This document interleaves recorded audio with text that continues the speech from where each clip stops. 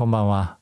このポッドキャストは眠れないあなたのために僕があまり面白くないお話でもつまらなすぎない、そんなお話をしていきます。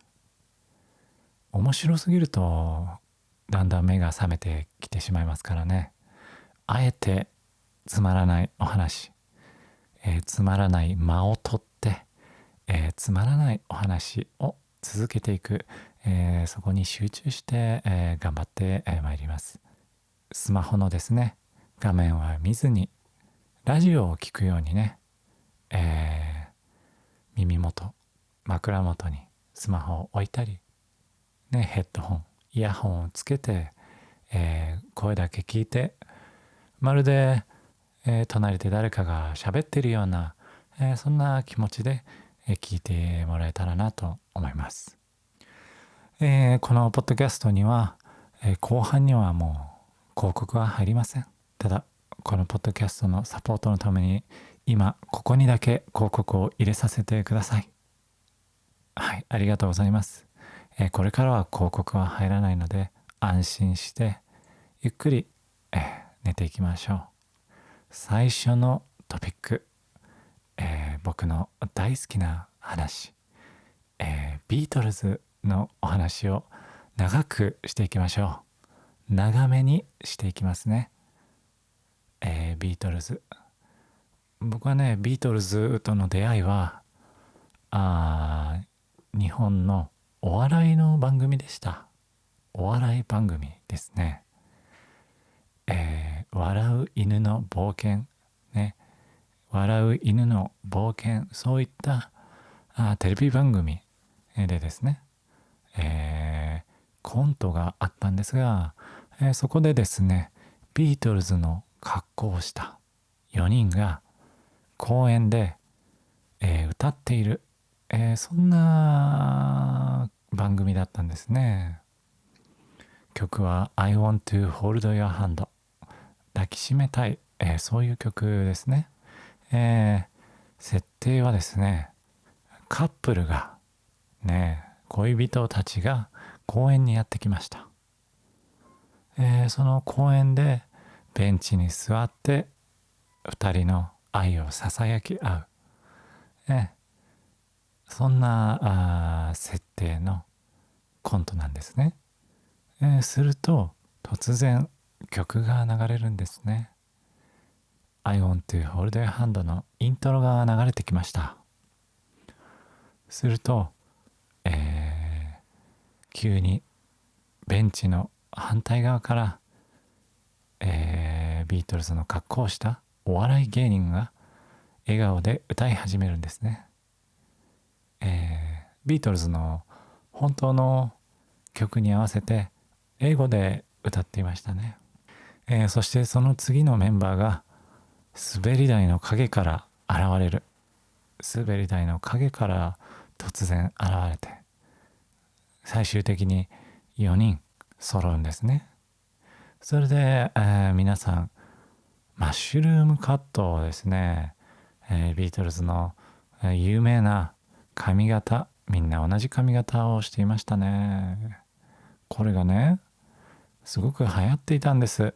初期の段階ではね、そのマッシュルームカットのカツラをかぶって、そして鼻は、偽物の鼻ね、つけっぱなをつけて、服装はタートルネックですね。タートルネック、首まで隠れたセーター、それを着て、歌っていましたね。僕とのね出会いはそこ。僕はね衝撃を受けたんですね。なんだこの音楽はってね。そこで、僕はどっぷりビートルズにはまっていくのでした。ビートルズはですね1960年から70年代にかけて活動したイギリスリバプール出身のロックバンドなんですね。もう20世紀を代表するグループですね。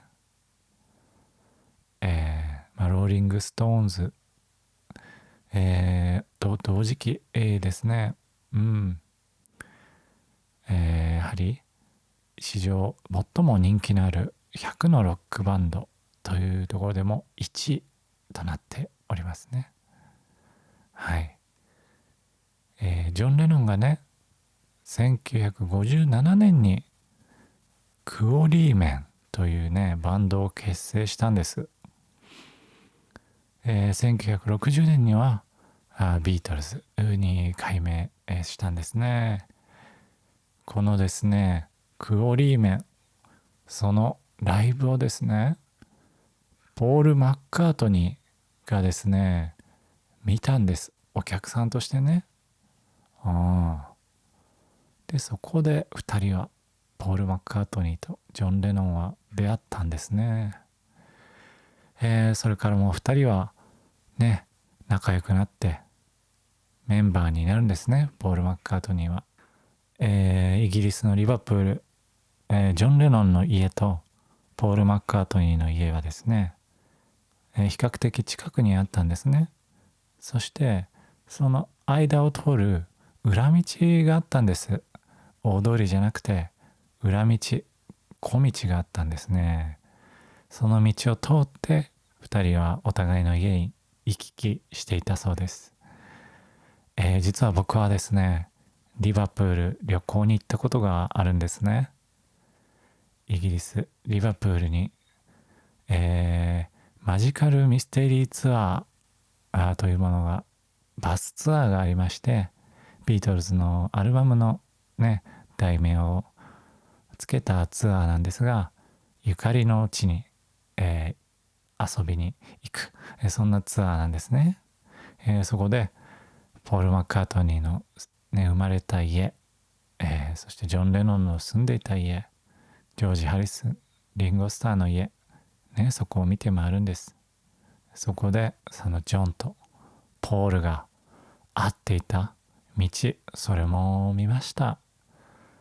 なんだかね不思議な気持ちになりますね。全然知らない人ですよ。会ったこともない。ジョン・レノンは僕が生まれる前にはもう亡くなっていた。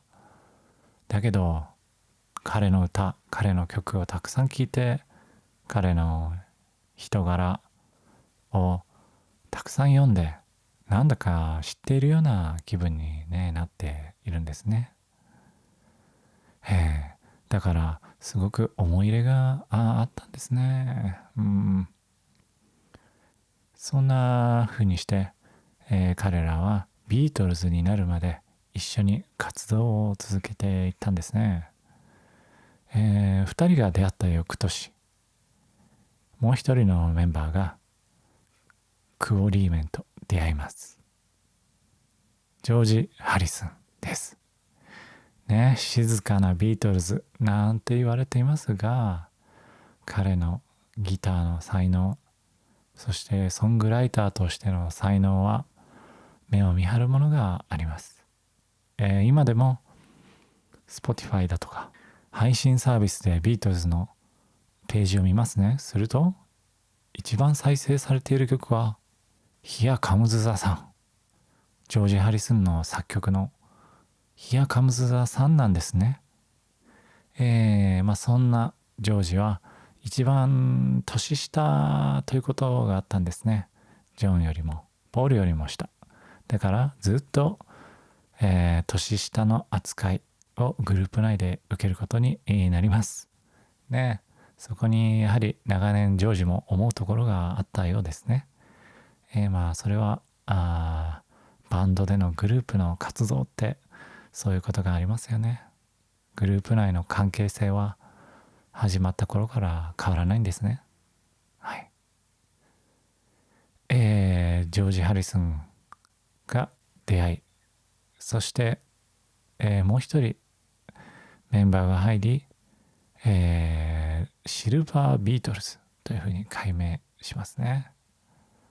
はい。そこでどんどん頑張って有名になってきた。その後にリンゴスターが入るんですね。実はリンゴスターが一番後に加入したんですね。もう実はね、リンゴスターはその時すでにミュージシャンとしてもう仕事をしていたんですね。もう車を持っていたんですよ。ね、他の3人は持っていない。でもね、リンゴスターだけは持っていた。実はね、そういったとこがあるんですね。時々ですね、リンゴはドラムがうまくないなんていうふうに言われてしまうことがあるんですが、確かに超絶テクニックではないかもしれないね。すごく2バスですね、2個のバスドラをドスドスと叩きながら激しい演奏でテクニカルなものを見せる、そういったドラマではありません。でも曲を意識してですね、曲に合ったドラム、曲を生かしたドラム、そういった意味では一流のドラマーなんですね。はい、そう言って4人はビートルズになりましたね。はい。じゃあここで、ね、歴史ばかり話していてもね、あれですので、僕の好きな曲についてちょっと話していこうかなと思いますね。僕の一番大好きな曲はですね、I am the Walrus という曲なんですね。これはね、サイケデリックな時代の曲で、歌詞も意味がわかりませんね。全然何を言ってるかわからないんですよ。ね、ナンセンス、ナンセンスな歌詞、なんかそういう風にね、言われたりするんですよ。僕は彼、彼は君、君は僕、そして僕はみんな一緒だ。冒頭からそんな歌詞でね、もう聞いてる人からしたら何ですかこれはと、どういうことですかこれはね、そんな風に思っても無理はない、そんな曲なんですね。で僕はね、この曲は多分500回は聴きました。500回は再生していますね。まずはね、この曲が始まり、ストリングスから始まるんですよ。ね、ストリングスがどんどん下がっていって、コード進行もどんどん下がっていく。ね、そしてメロディーに入ったら、2つの音を繰り返すんですよね。1つの音、ね、その少し下の音、そして戻る。まるでサイレンのようなメロディーなんですね。そのようなサイレンのような、メロディーをずっと続くんですね。しかも歌詞はキテレツね、ですが何とも言えない魅力があるんですよね、この曲にはね。サビはね、僕は卵男、彼は卵男、僕はセイウチ、グググジューね、そんな歌詞なんですが、グググジューっていうのはセイウチの鳴き声を模した言葉なんですね。実はこの曲にはミュージックビデオのようなものがあるんです。というのもこのアルバムマジカルミステリーツアー、その映画があるんですね。その映画内でこの曲を流しながら、映像が撮られたんですね。そこでは、やはり、白いバンダナのようなものを卵男のような格好のジョン・レノンがサイケデリックな服装で、歌っている、ね、メンバー全員サイケデリックな格好で、こう何とも言えない動きをね、リズムに合わせて、無表情、真顔だったりね、張り付いたような笑顔だったりでしている。そういった映像なんですね。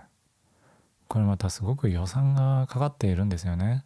やっぱりもうお金はしっかりとねありましたから、どんどんつぎ込んでたくさんの人も出てくるしね、大きなスタジオで撮ってね、なかなかのねファン以外は眠くなる、そんな映画なのかもしれないね。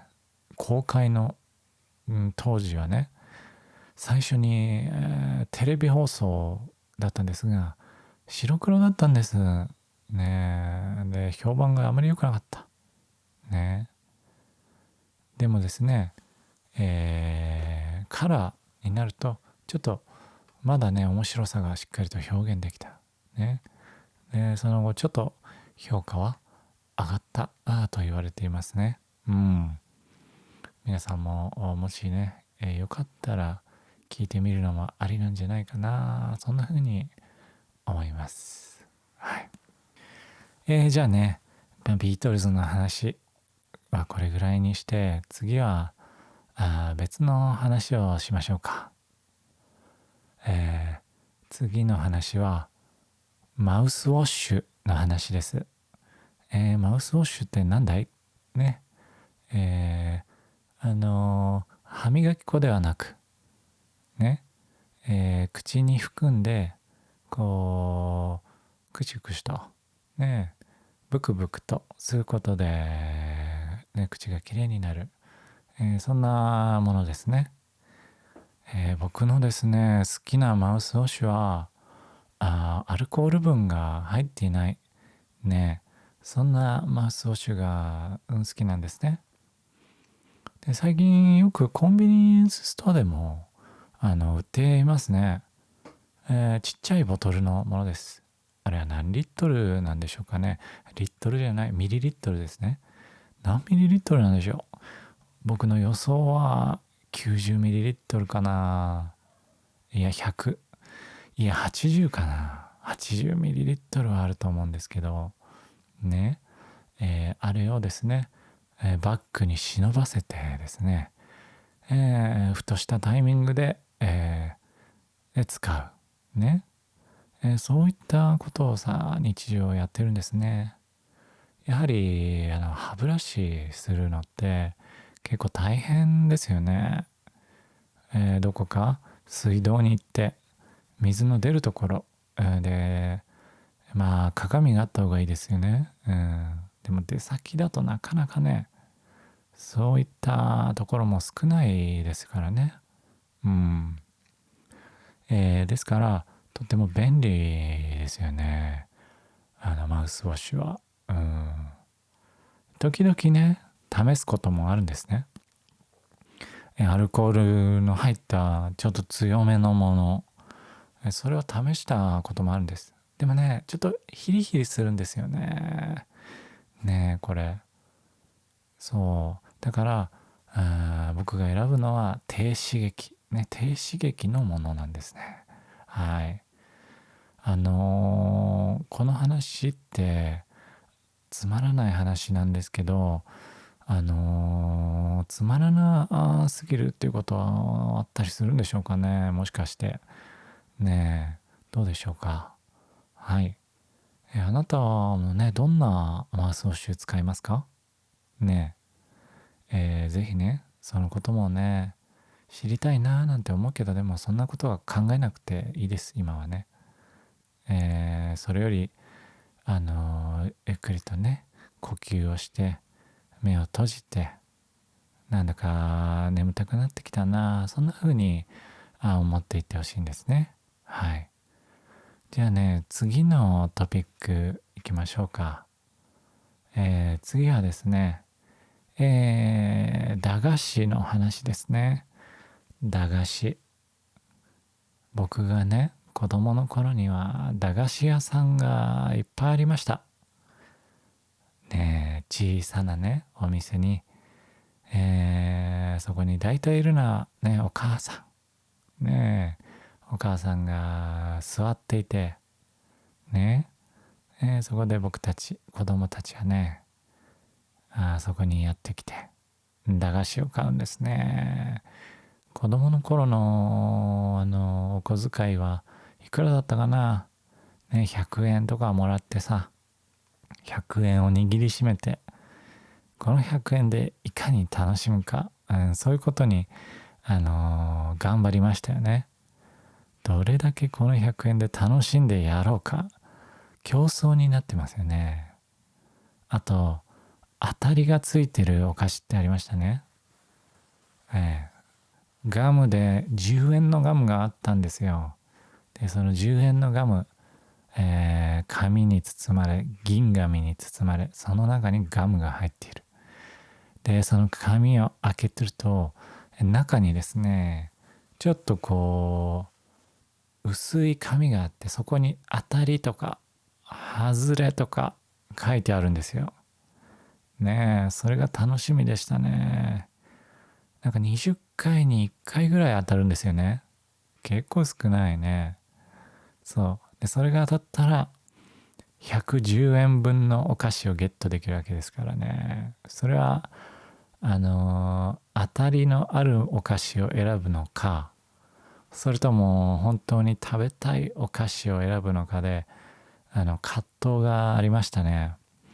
どうする、食べたいの選ぼうか、いやでもたくさん食べたいしなっていうふうに迷ってましたね。だから50円のねおやつなんて買っちゃったら、もう半分がなくなりますからね。予算半分なくなっちゃったよっつってね、どうしよう、なんて。でもどうしてもこのあんず棒が食べたいとかね、どうしてもこのカップヌードルみたいなのが食べたいんだなんていうことがありましたよね。またね、そのヌードル、ね、麺の場合はそのお店にお湯があるんですね。お母さんがお湯を沸かしておいてくれてね、ポットに入ったお湯を入れて、じゃあってね、3分待つなんつってね。でその蓋がね結構閉じにくいんですよね。やっぱ駄菓子の蓋ですから、そこまで商品開発にね力が入ってない。というか安いからそこまでねコストをかけられない、なんていうところがあるんでしょうね。だからね開いてしまうんですね。でその時どうするかというと、もらったお箸を置いて、なんとかお箸を置いて、でもそれでも浮いてきてしまうんですね。蓋が開いてしまう。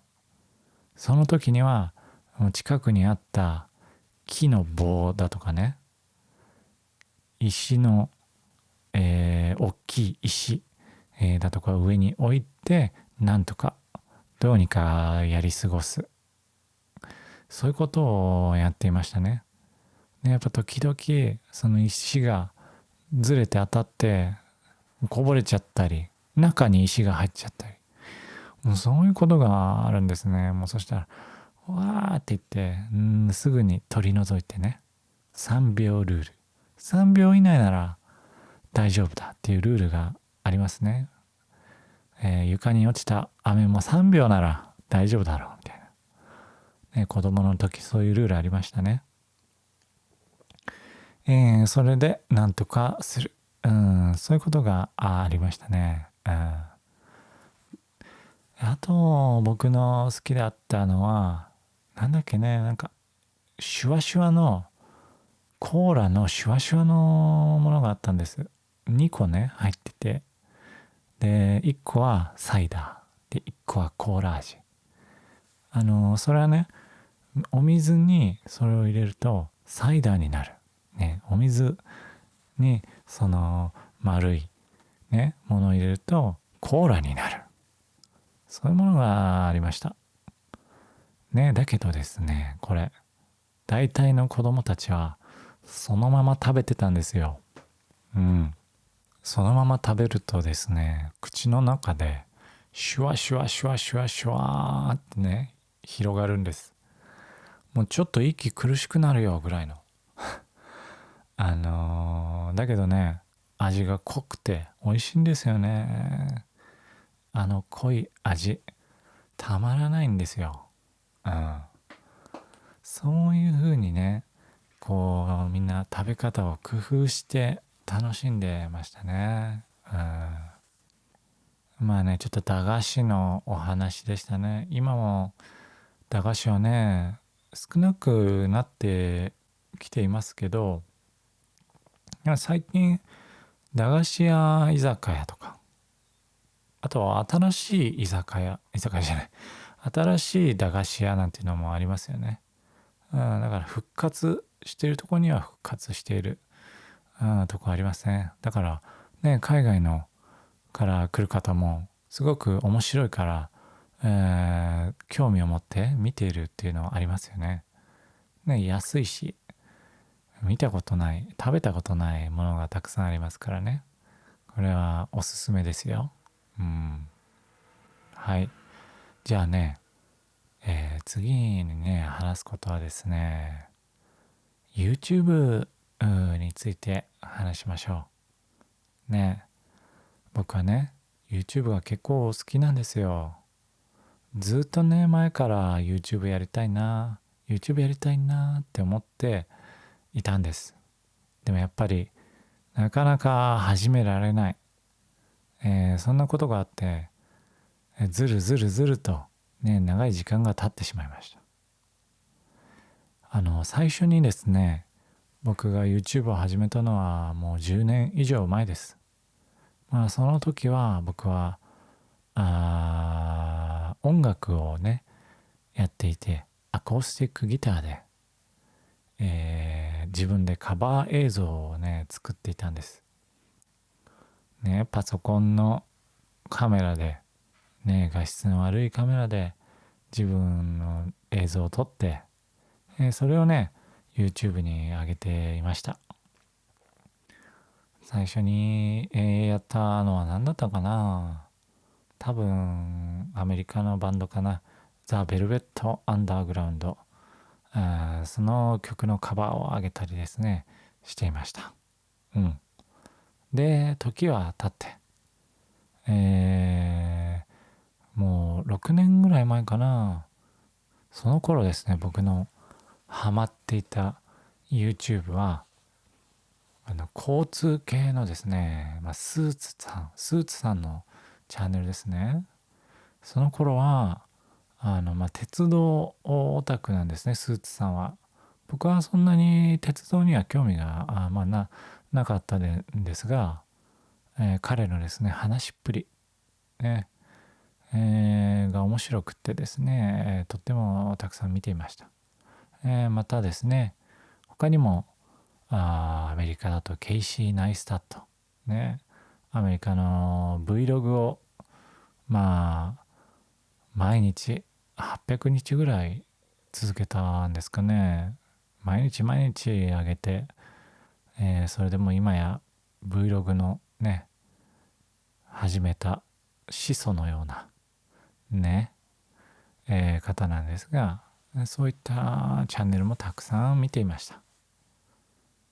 そして僕もよし一年発起 YouTube をするぞって言ってね、始めたんです。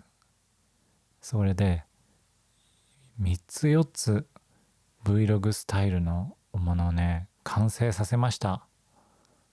完成させて、だけどアップロードはしなかったんですね。その頃はですね、僕は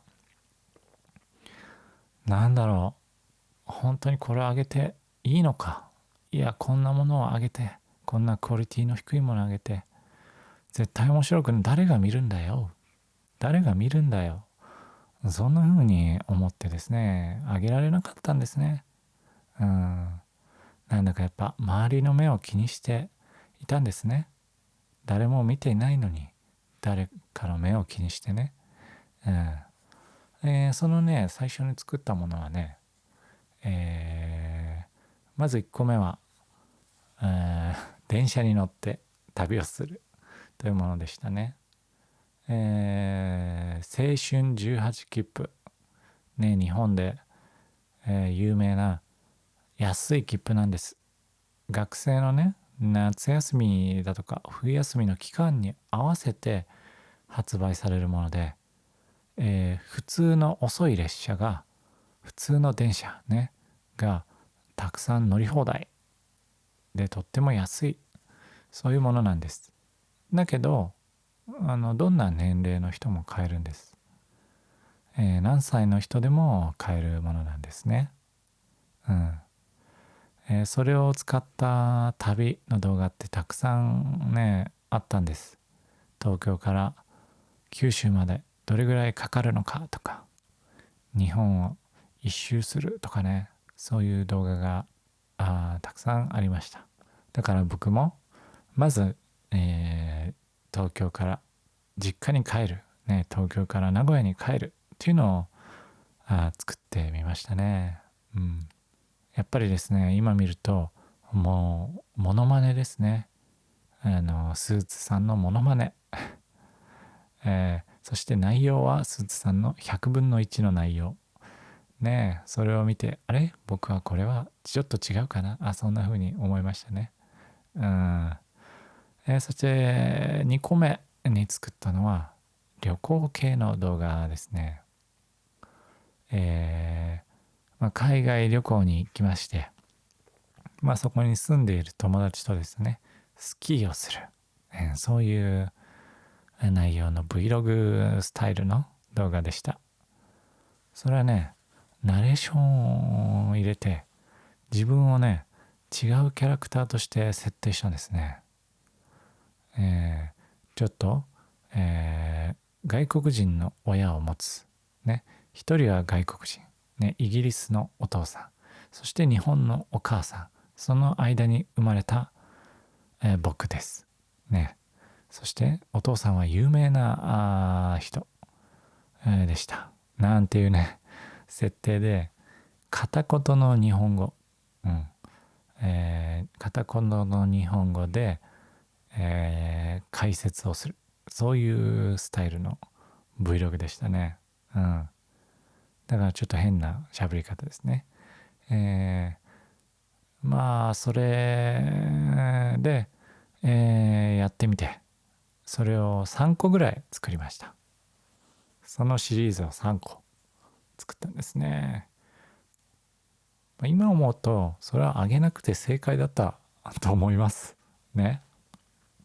なぜならね、今見てもこれ誰が見たいのってやっぱり思うからですね。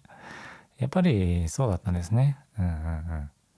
でそれから時は経ち6年後ね、僕はOK Japanese というアカウントを始めましたね。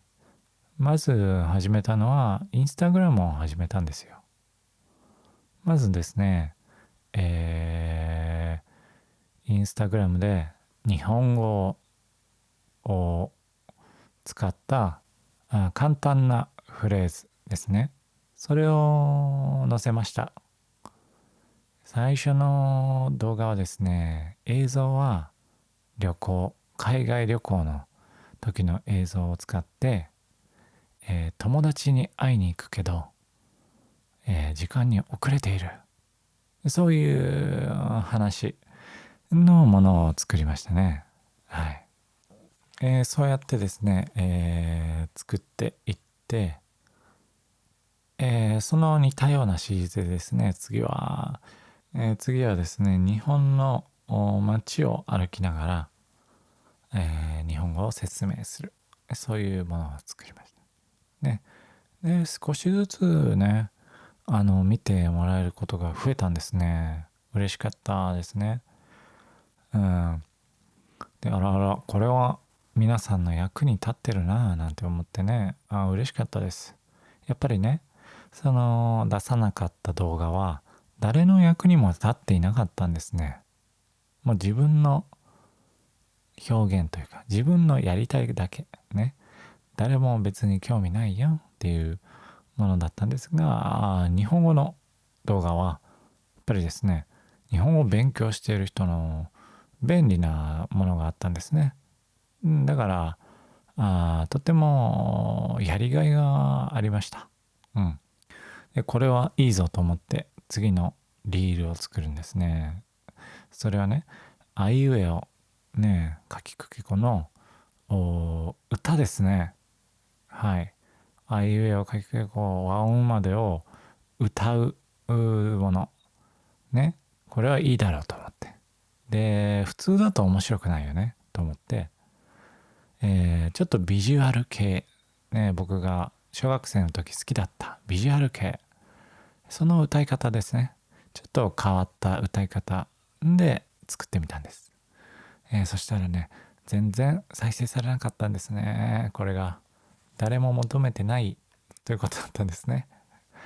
何だったんでしょうね。普通に歌った方がまだ良かったのかな。もしかして分かりにくかったのかもしれないですね。ユーモアのセンスが、ちょっと面白くないユーモアだったのかもしれないですね。はい。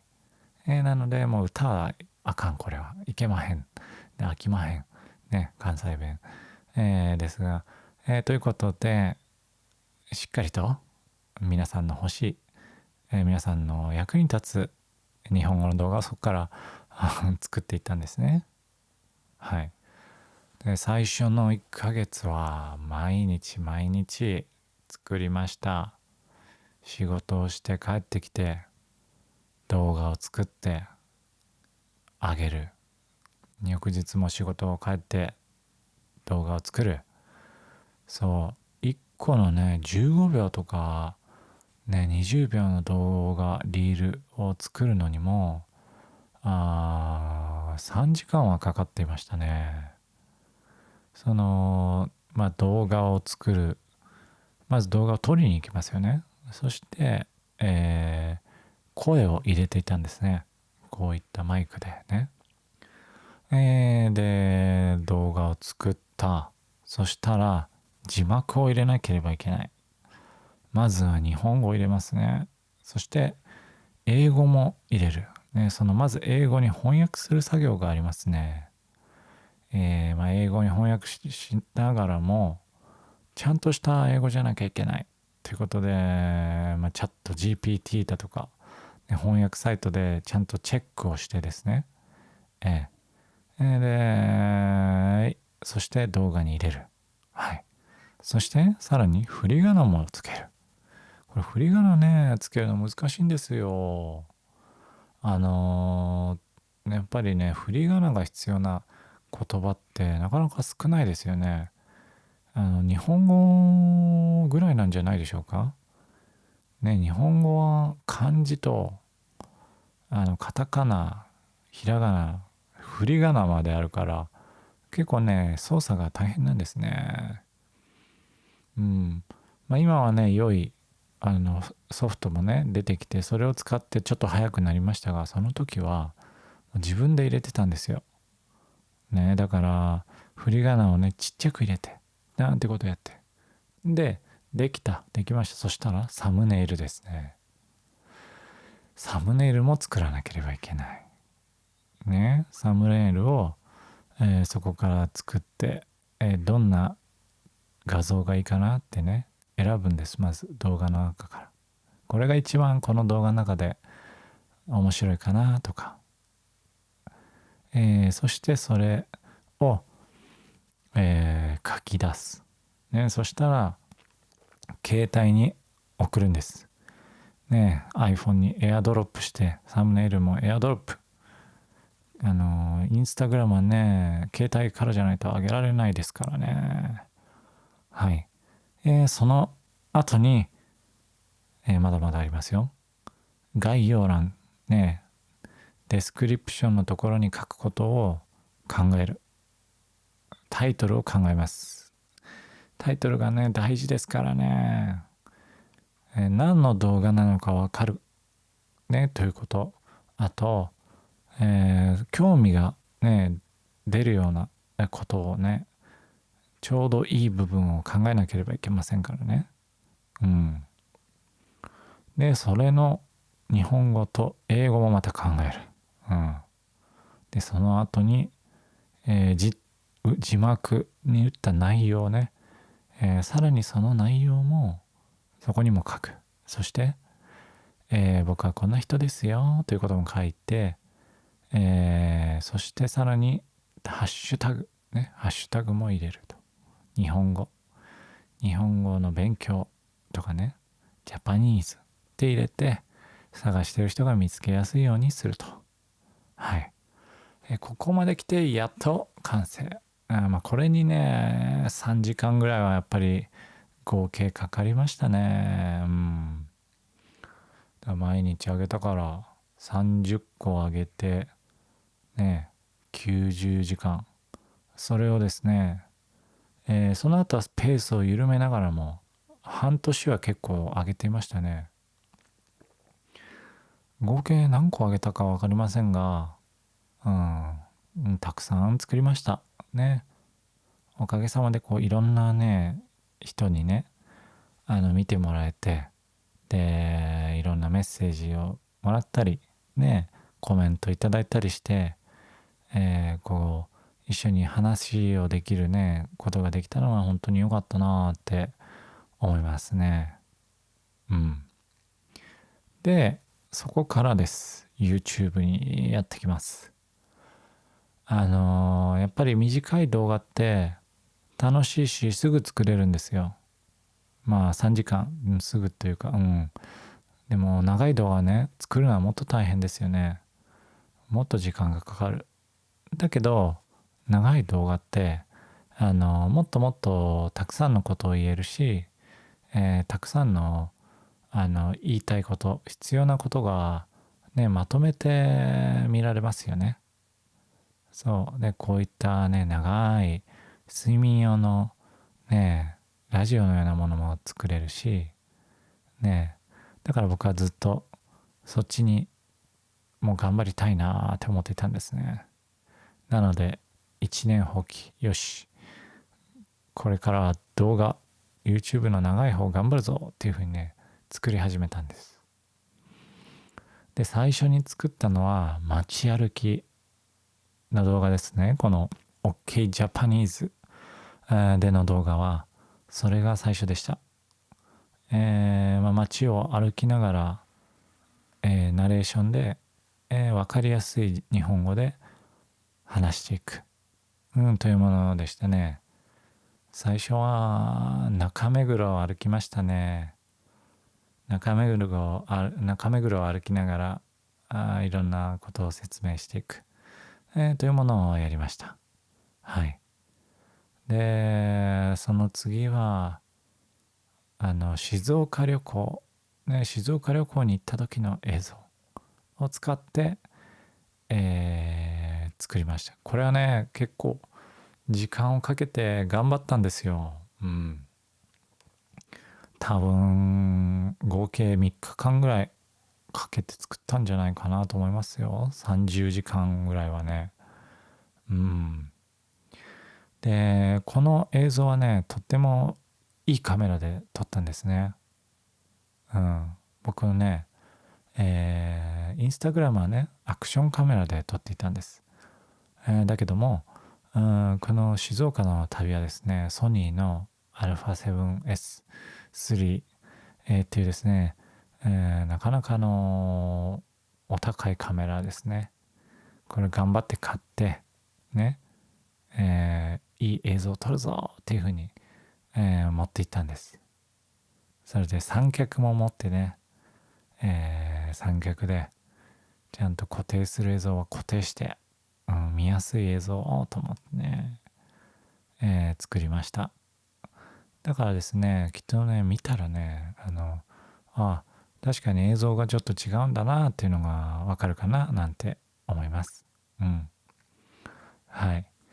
でそれで同じようなシリーズをねたくさん作ったんですよ。8個9個ね。でもなかなか伸びていかないね。あまり再生はされない。リールのようにはね全然再生されなかったんですね。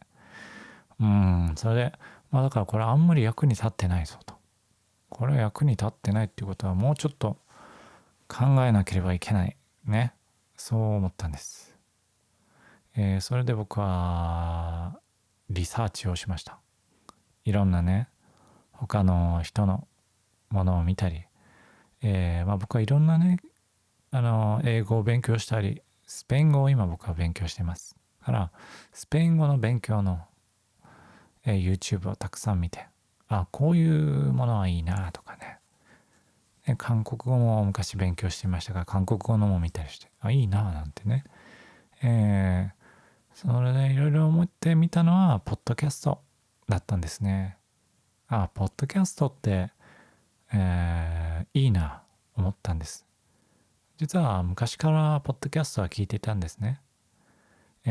もうお笑いが大好きですから、お笑いをね、昔はアンタッチャブルのシカゴマンゴーから始まって、おぎやはぎのね、メガネビーキ、ね、いろいろなものを聞いていたんですね。で、それも僕は寝るときにはいつもポッドキャストを聞いて寝てるんですよ。今もそうです。で、そういう時にはですね、こう楽しい、ポッドキャストだったりとか、ちょっと眠くなるようなね、ポッドキャスト、聞いて寝てるんですね。なので、ポッドキャストで日本語を教えたり、日本語を話す、こと、日本語を楽しくね、気軽に聞けるようなポッドキャストいいななんて思って、作り始めました。やっぱりまずは数がね必要だなと思ったんですね。ポッドキャスト始めますってね言って1個しかないとちょっと寂しいですよね。1個聞いた、よし OK 終わりかいってなっちゃいますよね。だから始まった時にこうたくさんあるのいいなと思ったんです。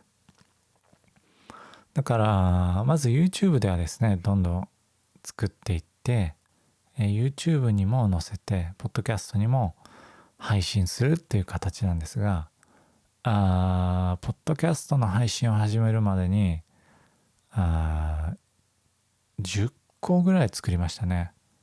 一つのお話が10分から15分、長いと20分ぐらいのものをですね、まずは10個作りました。で、カメラで撮影しながら撮ったんですね。なので、カメラで撮って取り込んで、そして、編集して、そして音声だけ駆け出して、そしてポッドキャストの配信サービスに上げる、ね、そういうことをやっていますが、なので始まった時はですね、もう初めから10個あるね。OK さんポッドキャスト始めたんだ、そんな人が10個あるってことはなんかこうちょっとずつ聞いていこうかな、そんな風に、できるように作ったんですね。今26エピソードありますね。まだまだ始めたばっかりですね。ポッドキャストにはねもう1000回やってる人もいますからすごいですよね。でも楽しいですよね、ポッドキャストは。こう長くこう続いているとね、そのお決まりの話し方とかね、なんか決まったコーナーがあったりね、いつものギャグがあったりしてね、こう楽しい、ね、安心するようなものがね気持ちになりますね。はい。それでですね、じゃあ僕がどんなマイクで撮っているかということですね。今ですね撮っているマイクはコンデンサーマイクっていうものですね。マイクにはダイナミック、コンデンサーマイクとね大きく分けると2種類ぐらいあるんですが、よくポッドキャストというね、世界で見るのは黒いねコンデンサーマイクなんだろうなと思いますね。網がついてるんですよ。網がついていてこう息がねかからないようなポップガードっていうんですね。風よけというのかな。それをですね、ケーブルでつないでいるんですが、そのままパソコンにはつながらないんですね。USB ではないんです。USB じゃなくてキャノンケーブルというものでねつながって、でそのキャノンケーブルが直接パソコンには入らないですね。その間にオーディオインターフェースというものが必要になってくるんですよ。ねえ、もう難しいですよね。僕も最初は全然わからなかったですよ。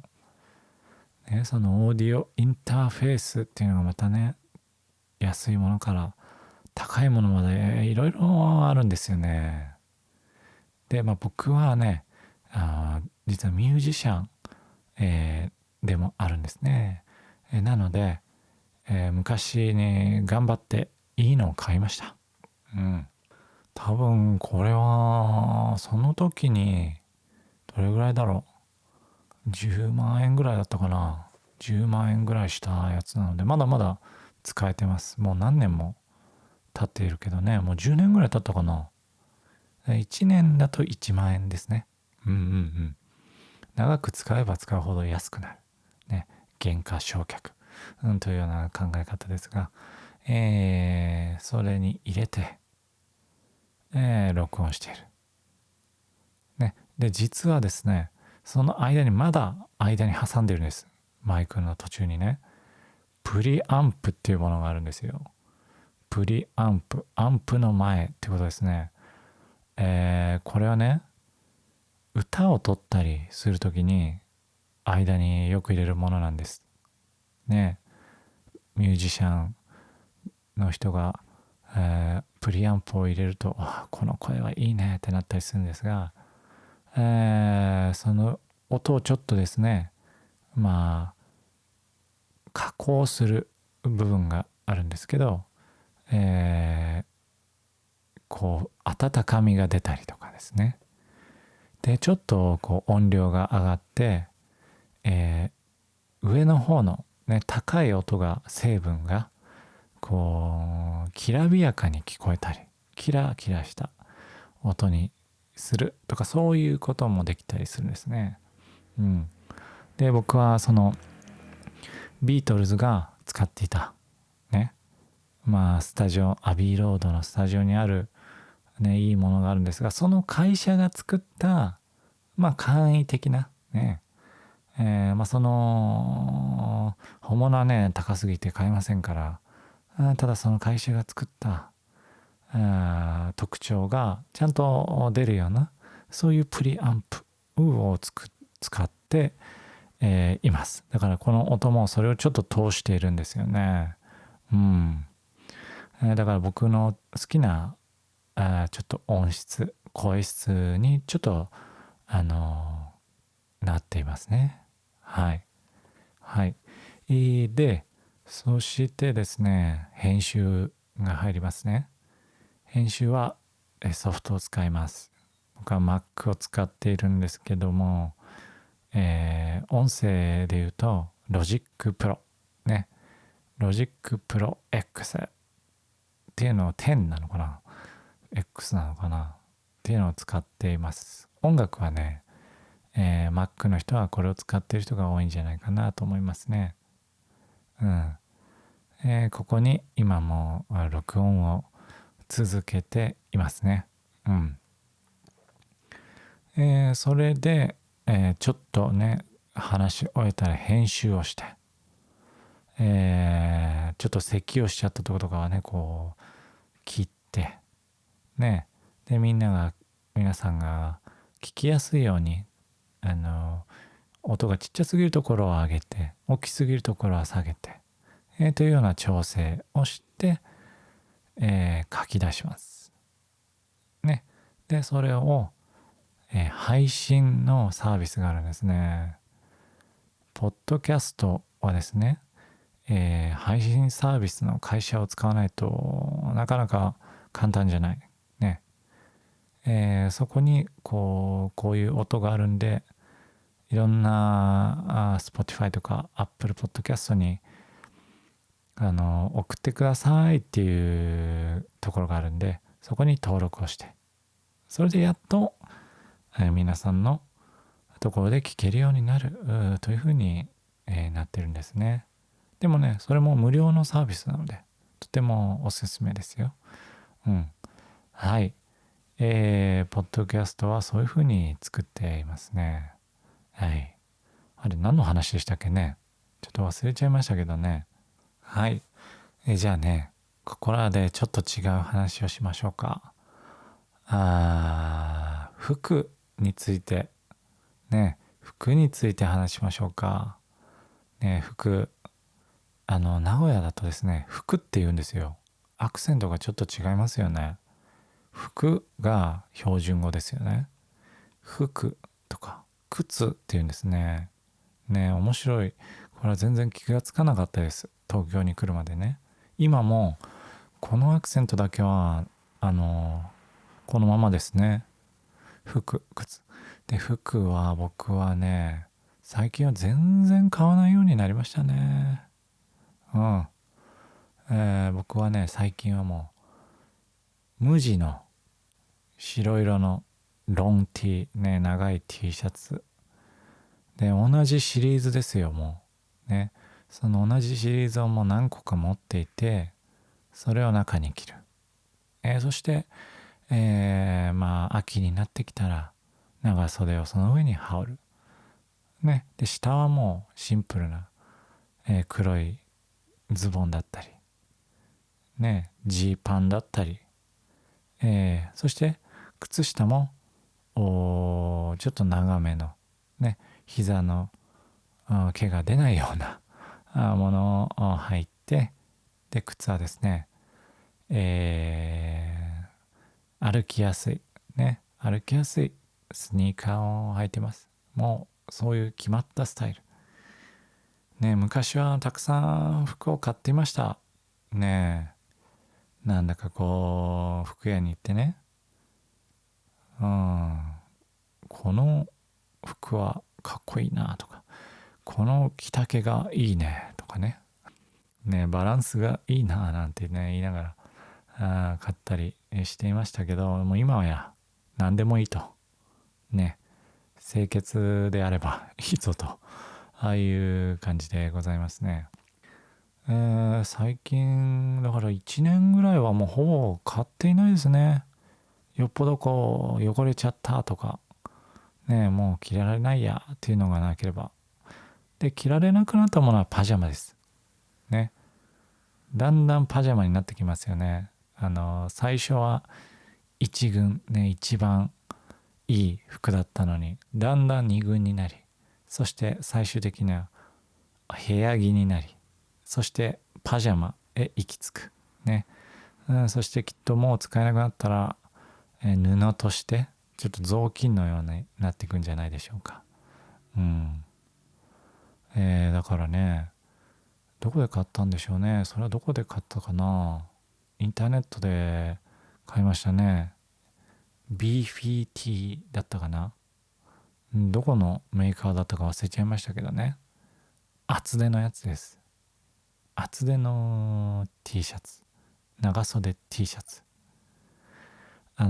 僕は痩せているので、ちょっと分厚いのじゃないといけないんです。あまりに柔らかいのだと、もうヘナヘナヘナとなって体の細さが浮き彫りになってしまうんですね。なんともちょっとあらあらかわいそうに、なんかそんな雰囲気になってしまいますから、そこは避けていますね。はい。はい。じゃあこんなところで、今日の睡眠ポッドキャストはおしまいにしようかなと思います。皆さん、もしかしてここまで聞いているんですか？寝てないじゃないですか。寝るためのポッドキャストだったんですけどでもありがとうございますもしよかったら朝今起きた時でもいいですよ。よかったらチャンネル登録していいねも押してもらえると嬉しいです。はい。じゃあまた次の睡眠ポッドキャストまたやろうかなと思いますのでじゃあそれまで。はい。おやすみなさい。